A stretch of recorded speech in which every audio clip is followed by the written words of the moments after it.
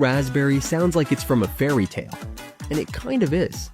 There's no real blue raspberry fruit, and nothing in nature is that bright blue color. But this flavor has become super popular.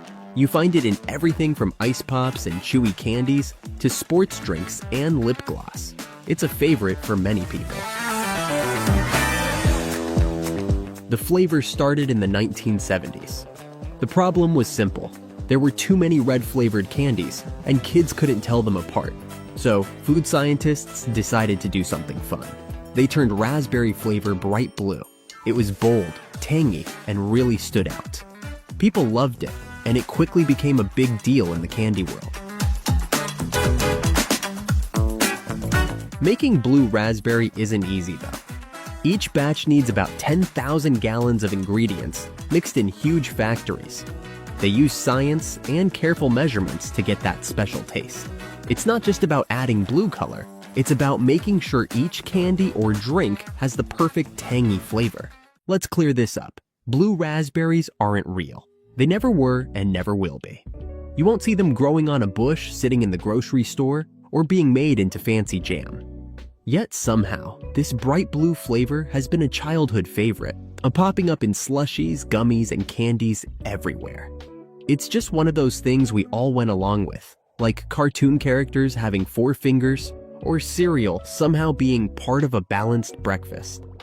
So where did the blue raspberry come from? Like many things in the snack world, the answer involves marketing, food dye, and zero concern for what raspberries actually look like.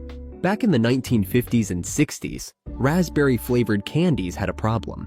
They looked just like cherry, strawberry, and every other red candy. It was a guessing game for kids, and companies needed a fix. Instead of changing the flavor, they just made raspberry blue.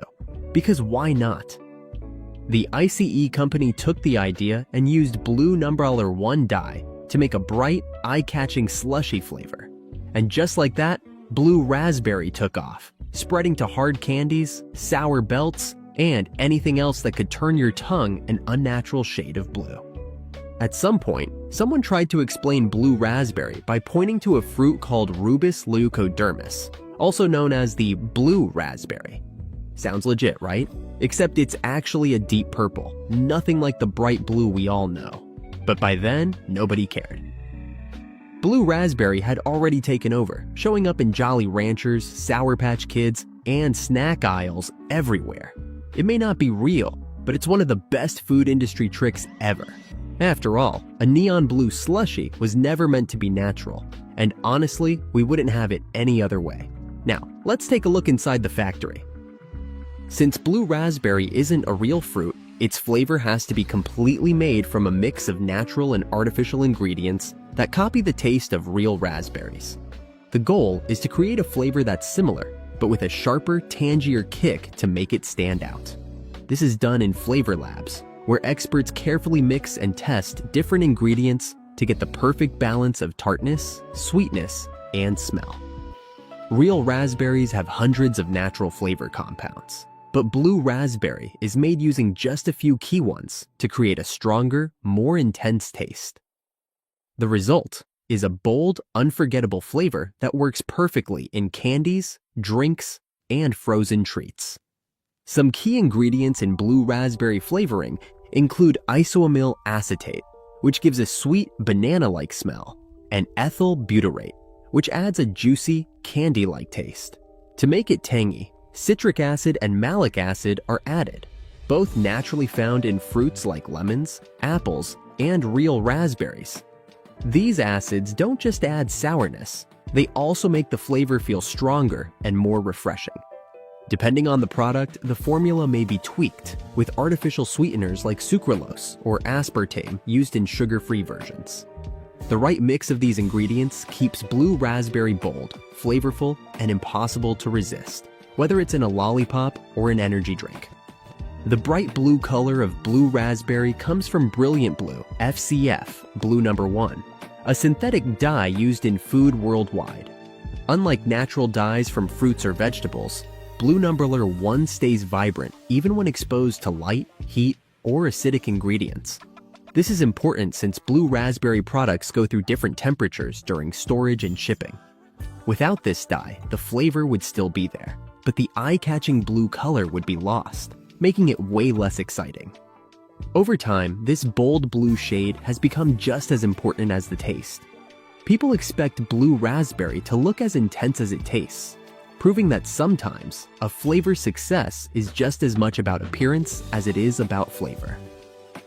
After gathering the ingredients, the next step is making the blue raspberry flavor concentrate, which is used in slushies, sodas, syrups, and candies. This happens in food labs, where chemists carefully measure and mix flavor compounds in exact amounts. Since blue raspberry has a unique but familiar taste, keeping it consistent is important. Every batch needs to taste the same. Even a small change in acidity or sweetness can throw off the flavor, so manufacturers use advanced tools to check for accuracy. Techniques like gas chromatography and mass spectrometry help break down and analyze the chemical makeup of each batch, ensuring it matches the exact flavor people expect. Getting the right balance of acidity and sweetness in blue raspberry is tricky. Too much citric acid makes it too sour, while too little makes it taste dull. To keep it just right, manufacturers use pH testing to check acidity levels. Trained taste testers also sample batches to catch any small changes in flavor. These experts can tell if a batch has the right fruity smell, tartness, and sweetness before it goes into full production. Some companies even bring in regular consumers to taste test small samples and give feedback, making sure the final product matches what people love. Getting the right shade of blue is just as important as the flavor. People often associate color with taste, so if the blue looks off, they might think something is wrong, even if it isn't. To keep it consistent, manufacturers use special tools to measure the exact shade and make sure every batch looks the same. If the color isn't bright enough, they adjust the pH level or dye concentration. This attention to detail ensures that whether you're sipping a soda, enjoying a slushie, or eating a candy, it always has that same bold blue color and tangy taste you expect. Once the blue raspberry flavor is perfected, it's time for mass production, where it gets added to candies, drinks, and syrups. The process is different for each product, requiring special machines, careful timing, and strict temperature control to get the right texture and taste. Even small changes in temperature or mixing speed can affect the final result, so factories use computer systems to keep everything consistent. Quality control teams regularly test samples to make sure every batch has the right flavor, color, and texture before it moves on. For candies and gummies, production starts by heating sugar, corn syrup, and water in large kettles until it turns into a thick, clear syrup at over 300 degrees Fahrenheit, 150 degrees Celsius. Once it reaches the right consistency, blue raspberry flavor and dye are mixed in to ensure an even taste and color. The hot syrup is then either poured into molds for gummies or slightly cooled before being stretched, shaped, and cut for hard candies.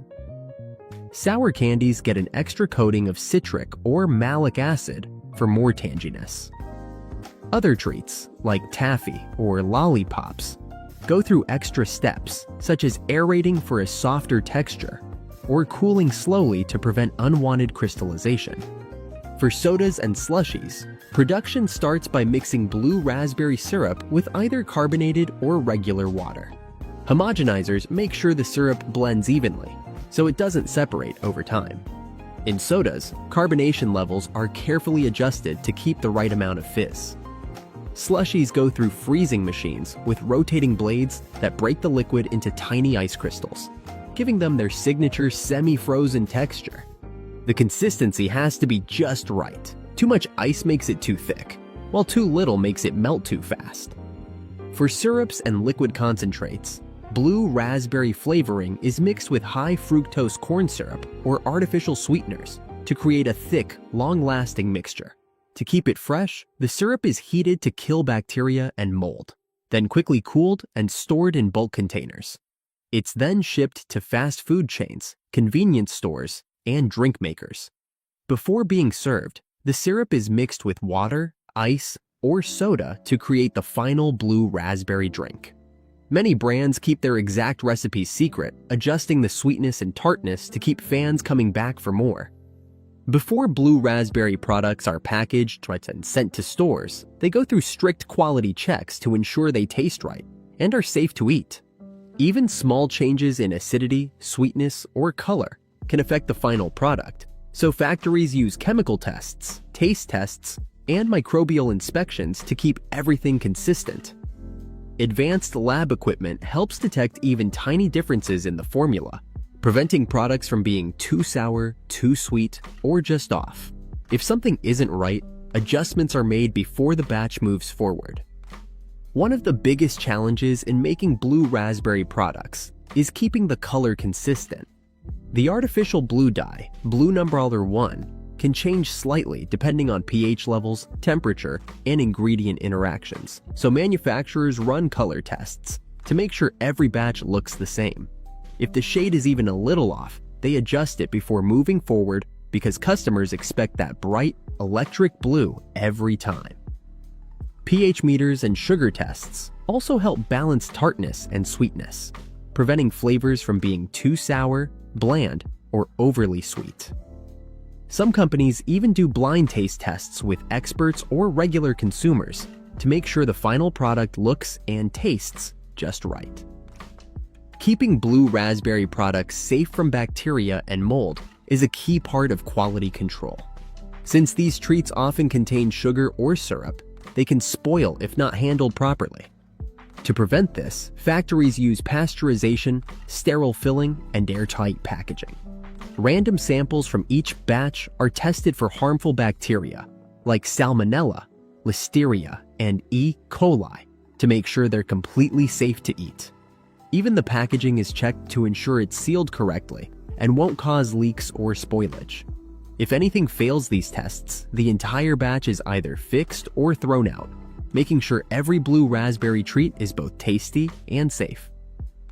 After passing quality checks, blue raspberry products move to packaging, where they're sealed, labeled, and prepped for shipping. The packaging depends on the product. Candies go in plastic or foil, drinks are bottled or canned, and syrups are stored in large containers for restaurants and soda machines. Packaging keeps the product fresh, tasty, and looking good. The process is mostly automated, with robotic arms, conveyor belts, and fast wrapping machines handling thousands of units per hour to keep up with demand. Airtight packaging is key to keeping blue raspberry products fresh and safe. Moisture-proof wrappers stop gummies and hard candies from getting sticky or melting, while temperature control keeps them from getting too soft or hard. Drinks need sterile bottling to keep their fizz and flavor. Slushy syrups and soda concentrates are sealed in large pouches or jugs and sent to fast food spots, gas stations, and amusement parks, where they're mixed with ice and water. Some companies also use vacuum-sealed containers to keep products fresher for longer. Labels on blue raspberry products follow strict rules, especially since they contain artificial dyes and sweeteners. They list all ingredients, nutrition facts, and allergens so customers know what they're getting. Expiration dates, batch numbers, and manufacturing details help with tracking in case of recalls. Some brands even add QR codes for extra info on sourcing, sustainability, or special deals. Once packaged and labeled, the products head to distribution centers before being shipped to stores, movie theaters, amusement parks, and online retailers, ready for blue raspberry fans to enjoy in candy, drinks, or icy slushies. Blue raspberry's popularity isn't just about its bold, sweet tart taste. It's a mix of nostalgia, smart marketing, and eye-catching color. Unlike common fruit flavors, it stands out with its bright blue look and unmistakable flavor. It was made to be different, and that's why it's stayed popular for so long. From slushies and sour candies to sodas and ice pops, it has earned a permanent spot in the snack world, loved by both kids and adults. Its unusual color adds to the fun. After all, how often do you see blue food? That curiosity and excitement keep people coming back. Blue raspberry stays popular because it's fun and different. It's tied to childhood memories, amusement parks, movie nights, and summer treats. The bright blue color makes it feel special. something you won't find in nature but just as exciting as real fruit. Choosing blue raspberry over a regular flavor feels playful, even a little daring. While other artificial flavors have faded, blue raspberry keeps coming back in new forms. Whether it's a special edition soda, a neon energy drink, or a new sour candy, companies always find new ways to keep it in the spotlight. Blue raspberry proves that a flavor doesn't have to be natural to be popular. It stands out because it's bold, memorable, and a little unusual. Its bright color and tangy taste make it instantly recognizable, helping it stay a favorite for decades. More than just a flavor, it's connected to fun, nostalgia, and a bit of mystery. Even as food trends change, blue raspberry keeps showing up in new ways, from slushies and sour candies to vape flavors. Whether you love it or just wonder why it's still around, one thing is clear: blue raspberry isn't going anywhere.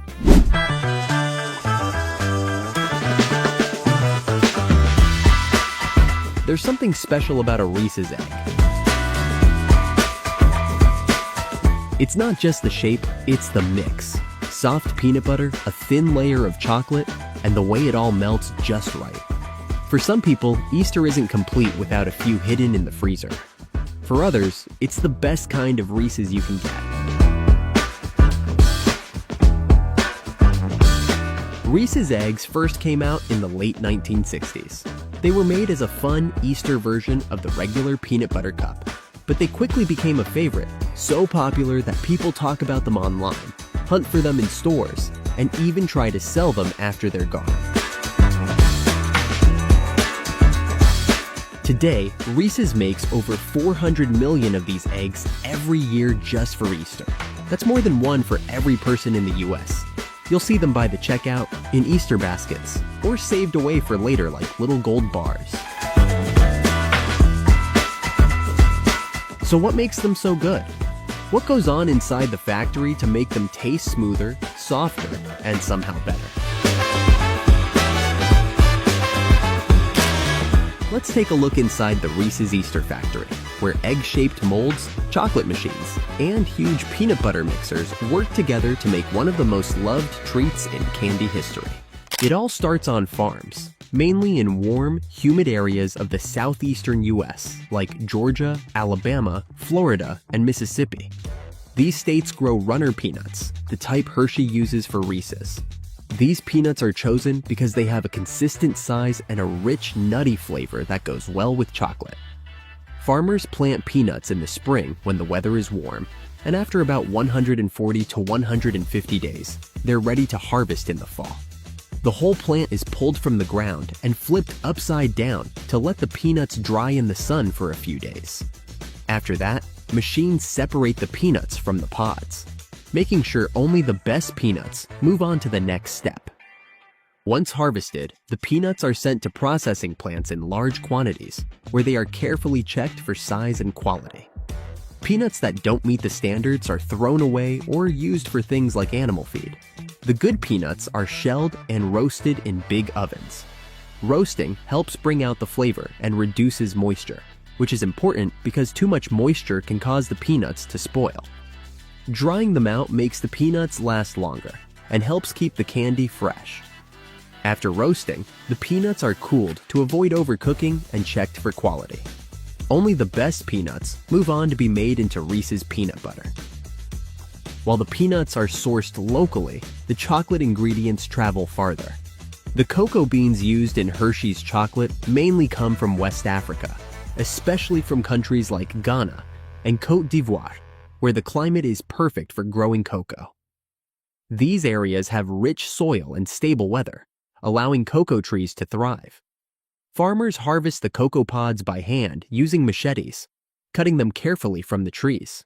After harvesting, the beans are removed from the pods and fermented in large piles or boxes for several days. This fermentation helps develop the strong flavors that give chocolate its taste.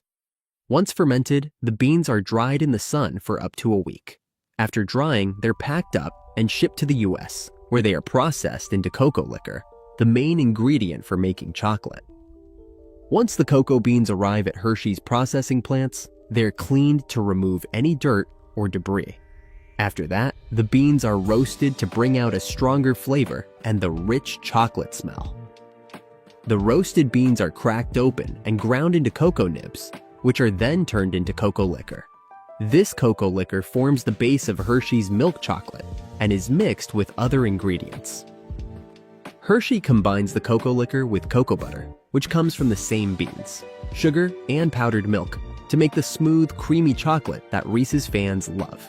Sometimes, soy lecithin is added to help the ingredients mix well and keep the texture smooth. The chocolate blend is carefully tested and adjusted to make sure it has the right taste that people expect from Reese's products.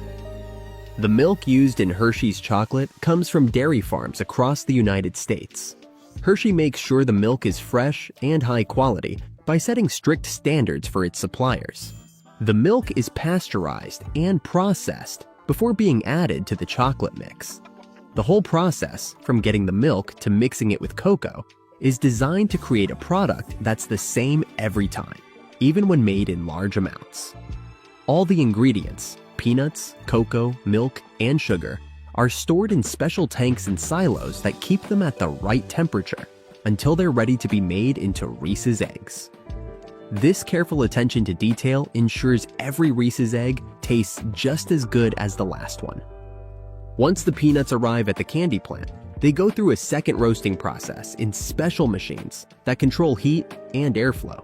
This step is important because it enhances the peanut flavor and makes sure every batch tastes the same, no matter when it's made. The peanuts are roasted at controlled temperatures, bringing out their natural flavor without burning them. This process also removes any leftover moisture, which helps the peanut butter's texture and keeps it stable. This careful roasting is key to making sure every peanut is just right for the candy's signature taste. After roasting, the peanuts are ground into a thick paste using strong grinders. Unlike the smooth peanut butter you spread on toast, the peanut butter for Reese's is intentionally kept a little dry and gritty. This helps it stay in shape inside the chocolate shell and gives Reese's the texture fans love. By not fully blending the peanut paste, Hershey makes sure the filling is thick enough to stay firm during production.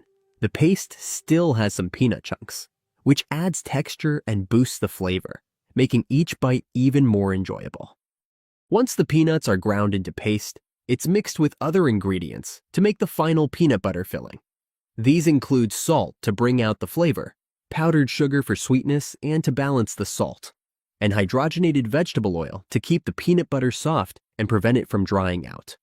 The oil also helps the filling stay consistent as it moves through production, making it easier to mold and coat with chocolate. The sugar and oil are carefully mixed to get the right texture, not too runny or too thick. The factory uses tools to check the peanut butter's density, moisture, and texture to make sure it meets Hershey's standards. If the mixture isn't just right, it can affect the candy's quality, so constant testing makes sure the peanut butter filling is always perfect. When the peanut butter filling is ready, it's moved into large tanks that feed directly into the molding lines. These tanks keep a steady flow of filling to the production lines, making everything run smoothly. The peanut butter is then placed into egg-shaped molds using automated nozzles that put the right amount of filling in each mold. The process is quick, with hundreds of molds moving through the line every minute. However, each mold gets the same amount of filling, making sure they are all the same size and shape. Hershey's workers carefully watch the temperature, pressure, and humidity to avoid air bubbles or any flaws in the filling. They adjust the room temperature to keep the peanut butter just right for molding and control the air pressure and humidity to keep the filling consistent. After the peanut butter is placed into the molds, the filled molds move through a cooling tunnel where the temperature is slowly lowered. This gradual cooling helps the peanut butter set and firm up so it keeps its shape as it moves on to the next step. The cooling tunnel ensures that the filling hardens evenly without cracking or shrinking, which could cause problems later. Although it seems simple, this step is very sensitive. Even small changes in ingredient amounts, pump pressure, or the environment can affect the peanut butter. That's why Hershey's workers are always checking for any issues with the shape or texture, making sure only perfectly formed centers continue down the line. Any that aren't right are sent back for reprocessing, ensuring each Reese's egg meets the brand's high standards. The chocolate used to coat the eggs is kept melted in large, heated tanks at a steady temperature, usually around 110 degrees Fahrenheit, 43 degrees Celsius. This helps the chocolate flow smoothly and cover the candy evenly. The chocolate is then pumped to enrobing machines, where the peanut butter centers move down a conveyor belt and pass under a curtain of liquid chocolate. This covers the top, sides, and bottom of each egg at once. The process is carefully controlled.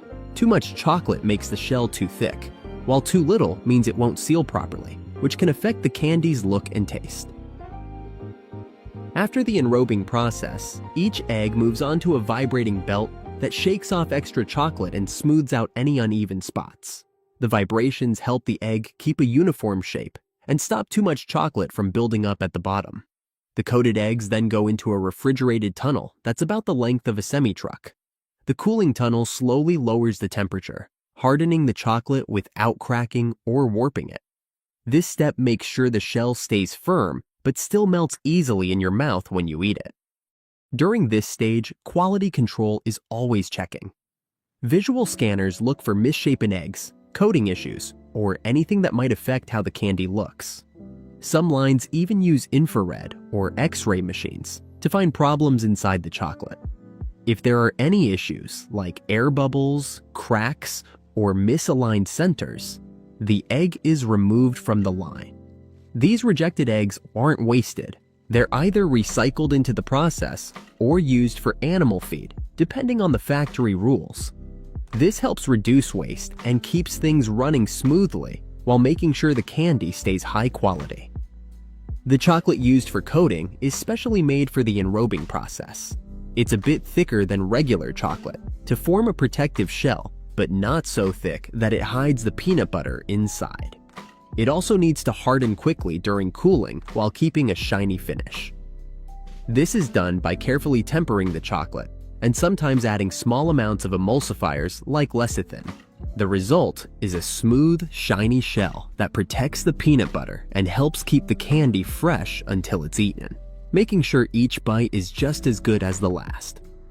This stage of coating is all about getting the heat, timing, and checks just right to create the classic Reese's egg with a smooth, shiny shell and the perfect mix of chocolate and peanut butter. It's what makes Reese's eggs such a favorite treat for so many. Once the eggs are fully coated and cooled, they go through fast wrapping machines. These machines take foil from big rolls, cut it to the right size, and wrap it tightly around each egg. The foil protects the candy from light, air, and moisture to keep it fresh.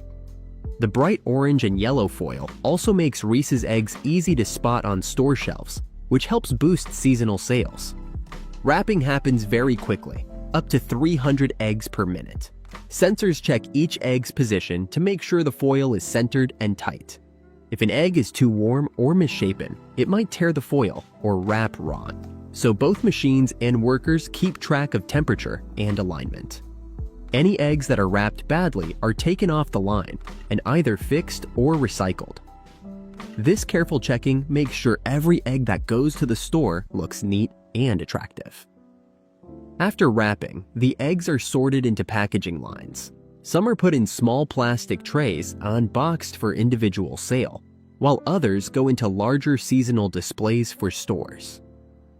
These displays are often decorated with bunnies, flowers, or pastel colors, and are designed to fit well in special store spots like checkout areas.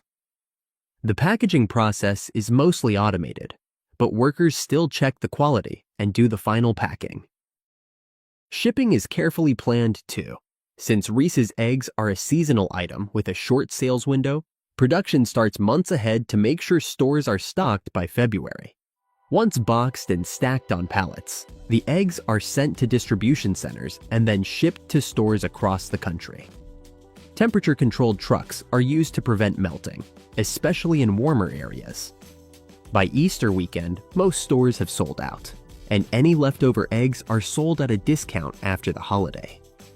Reese's eggs have remained so popular over the years because they combine two beloved flavors, peanut butter, and chocolate into a simple yet irresistible treat.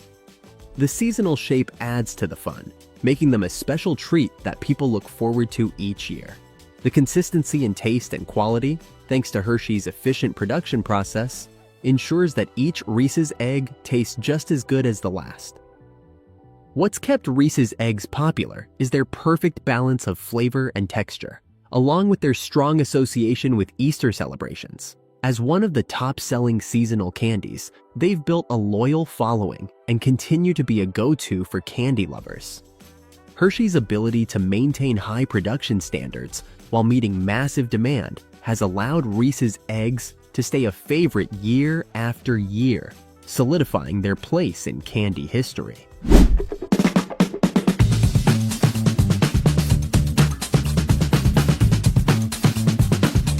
It's spread on toast, poured on pancakes, and eaten straight from the jar. Nutella is a favorite all over the world, with its smooth chocolate hazelnut taste showing up in breakfasts and desserts across more than 160 countries. But it all started in Italy after World War II, when a baker named Pietro Ferrero mixed hazelnuts with cocoa to make chocolate last longer. That simple idea grew quickly, and today Ferrero makes over 400 million kilos of Nutella every year. That's one jar sold every 2.5 seconds. To keep up with so much demand, Nutella is made in large factories across Europe, North America, and other parts of the world. Ingredients like hazelnuts from Turkey, cocoa from Africa, and milk from Europe are brought in, mixed by machines, and packed into jars at high speed. So how do they make that many jars, that fast? Behind every scoop is a busy system most people never get to see, until now. Nutella is made from 6 main ingredients: hazelnuts, cocoa, sugar, palm oil, milk powder, and vanillin. While the list is simple, getting these ingredients is a complex process. Ferrero, the company behind Nutella, runs one of the biggest food supply chains in the world to meet demand. They make over 400 million kilograms of Nutella each year, so having a steady supply of ingredients is very important. Ferrero doesn't just rely on suppliers, they build long-term relationships with farmers and producers to make sure the quality stays the same. Every part of the process, from growing to shipping, is carefully tracked. Hazelnuts make up about 13% of Nutella.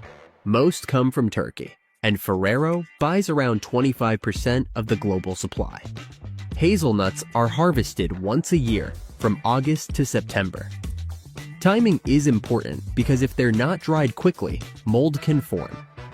Farmers use machines and nets to collect them, especially in hard-to-reach areas. To manage risk and control supply, Ferrero also owns hazelnut farms in Chile, Australia, and the US, which helps with traceability and meeting environmental goals. Cocoa gives Nutella its rich chocolate flavor and mostly comes from West African countries like Ivory Coast and Ghana. The cocoa beans are harvested from pods, fermented under banana leaves, and then sun-dried to reduce moisture. After drying, they're bagged and shipped to Ferrero's factories, where they're roasted and ground into cocoa mass. Since cocoa flavor can vary by region, Ferrero blends beans from different areas to keep the taste the same in every jar. Ferrero also works with local groups and programs to improve farming practices, reduce child labor, and support sustainability in cocoa growing areas. The other key ingredients come from different sources. Sugar can be made from either sugar beets or sugarcane, depending on the region. In Europe, sugar beets are used because they grow well in cooler climates, while cane sugar comes from tropical countries like Brazil and India. Palm oil, which gives Nutella its smooth texture and long shelf life, mainly comes from Malaysia and Indonesia, but only from farms certified by the Round Table on Sustainable Palm Oil, RSPO. Milk is used in powdered form, which helps keep it fresh and makes it easier to transport. It's made by drying fresh milk to remove the water while keeping the nutrients. Finally, vanillin, used in small amounts for aroma, is usually synthetic to ensure a steady supply without affecting natural vanilla crops. All ingredients are carefully checked before entering the factory to ensure a smooth production process. Before any ingredient is added to the mixing tanks, it has to pass many quality checks. Each Nutella factory has labs, sensors, and automated systems that check things like texture, taste, temperature, moisture, and safety. These systems run all day and night to make sure every jar meets the same high standards, no matter where it's made. On average, thousands of tests are done each day across the factories. If anything isn't right, it's rejected and never used. These strict checks are why Nutella tastes and feels the same everywhere. Hazelnuts go through very detailed inspections. Since they're a sensitive ingredient, they're tested for mold, size, oil content, and how well they roast. Workers take samples from each shipment and test for aflatoxins, harmful toxins that can form if nuts aren't stored properly. These toxins can't be seen, so Ferrero uses special tests to detect even small amounts. Hazelnuts that are too wet are dried in controlled spaces to prevent spoilage. Once they pass the tests, they're stored in cool, dry silos to keep them fresh and protect their flavor until they're ready for roasting and grinding. The other ingredients are also carefully tested. Milk powder is checked for bacteria, taste, color, and fat content. Samples are heated to look for clumps or bad smells. Cocoa powder is tested for flavor strength, pH level, and color to make sure there's no bitterness or acidity that could change the taste. Palm oil is further refined to remove smells and color, making it stay smooth and neutral in the spread.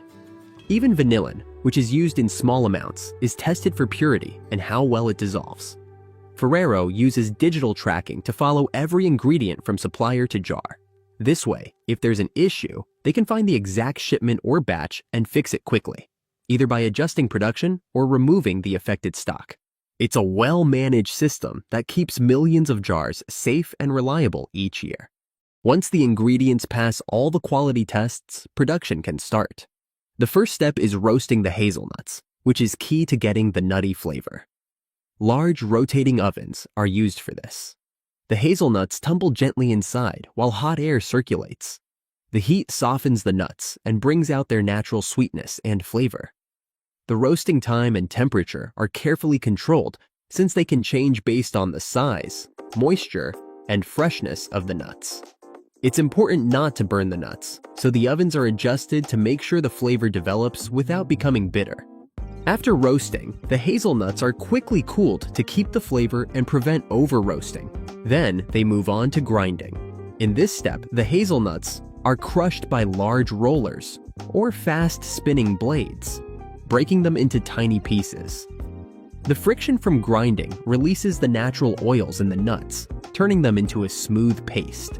This hazelnut paste is key to Nutella's creamy texture. The fine grinding ensures the paste is perfectly smooth, with no chunks, making it easy to spread.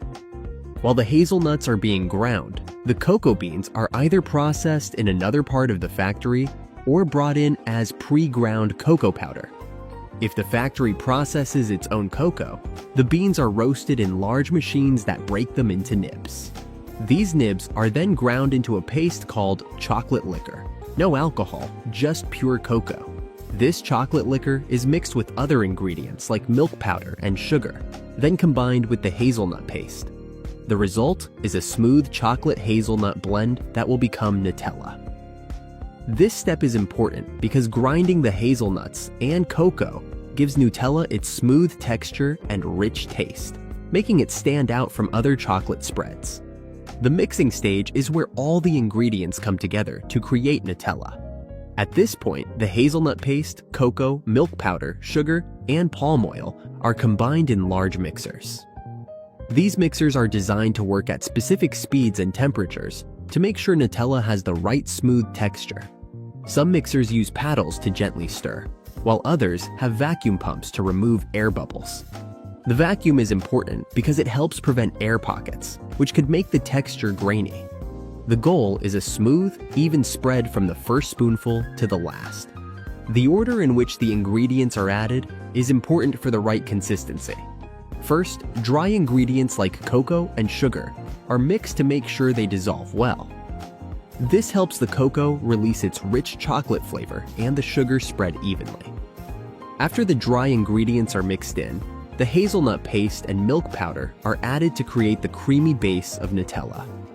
Finally, palm oil is added last, and it's warmed slightly to blend smoothly. The mixture is blended for 20 to 30 minutes, with sensors controlling the temperature and thickness.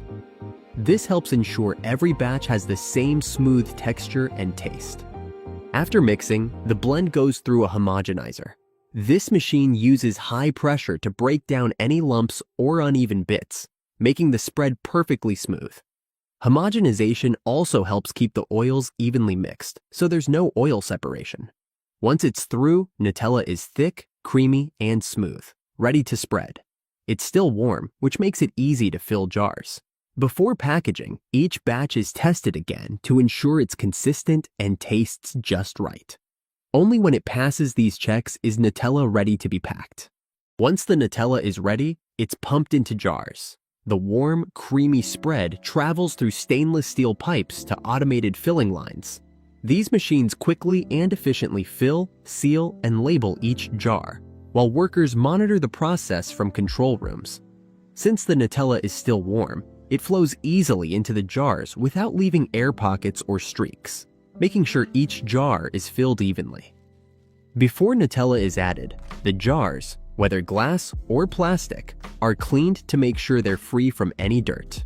Once clean, the jars are placed under filling nozzles that are set to dispense the right amount of Nutella, usually between 200 and 750 grams. Sensors along the production line check the fill levels and remove any jars that are overfilled or underfilled. After the Nutella is added, the jars are sealed with an aluminum foil lid to keep air and moisture out, and plastic screw-on caps are tightly added to seal the jar without damaging it. Once sealed, each jar is labeled with important details, like batch codes, expiration dates, and product info for safety and tracking. After labeling, the jars are packed into cardboard boxes and stacked onto pallets, which are shrink-wrapped for stability during shipping. Ferrero factories can produce over 1 million jars of Nutella a day at full capacity. To keep things running smoothly, machines are cleaned regularly, and production lines are checked to avoid delays. Every step of the process is designed for speed and accuracy, making sure Nutella reaches shelves fresh. Once the jars are packed, they're sent to distribution centers, either locally or overseas. Ferrero has factories in places like Italy, Germany, France, Canada, Brazil, and Australia, so Nutella is often made close to where it's sold. This helps reduce shipping time and keeps the product fresher. Nutella is transported by truck, ship, or train, depending on how far it needs to go. Some factories are near ports or rail lines to make shipping easier. At distribution centers, the pallets are stored for a short time before being sent to stores, wholesalers, or online retailers. Big retailers place regular orders, and Ferrero uses software to make sure each location gets the right amount without overstocking. Since Nutella doesn't need refrigeration, it's easy to store and transport. Each jar lasts about 12 months, and the mix of sugar, palm oil, and low water content keeps it from spoiling. The whole process from mixing to store shelves can take just a couple of weeks. When Nutella arrives at the store, it's placed on shelves for customers to buy. Ferrero works closely with retailers and uses sales data to predict demand, making sure there's always enough stock. Careful planning and tracking throughout the distribution process help keep Nutella fresh, available, and tasty wherever it's sold. Nutella is loved for its creamy, sweet taste of hazelnuts and cocoa, which is easy to enjoy and always recognizable. While the idea is simple, it has been perfected over time. Unlike other spreads, Nutella has kept the same recipe for years, giving people a consistent experience with every jar. Whether on toast, in pancakes, desserts, or eaten with a spoon, Nutella has become part of daily life for many. It's a comfort food that brings a sense of familiarity to busy routines.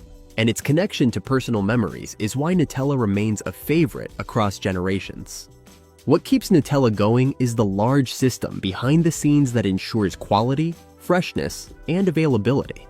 Ferrero has created a well-organized network of farms, suppliers, and factories that all follow strict standards, no matter where they are. Every batch of hazelnuts is tested for moisture, oil content, and flavor.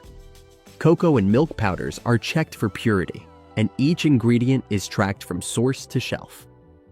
The factories use advanced equipment to mix and fill jars, keeping things consistent from batch to batch.